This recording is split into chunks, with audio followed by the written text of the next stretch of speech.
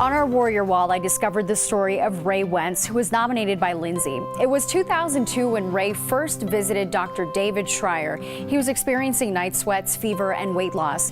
At 17, Ray was diagnosed with non-Hodgkin's lymphoma. His mother passed away. His father wasn't in the picture. He and his 19-year-old sister struggled to pay rent. Still, Ray had the brightest smile and never complained.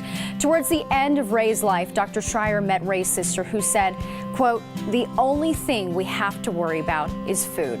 Those words haunted and motivated Dr. Schreier. He was moved to create the Ray of Hope Foundation, which gives financial assistance to cancer patients in Colorado. His goal was to give financial relief to patients so that all they can worry about is fighting cancer.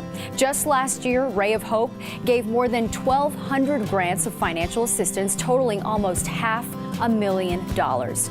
Turning a problem into a solution is the Warrior Way. If you know of a warrior in your community, you can nominate them at 9news.com/warriorway.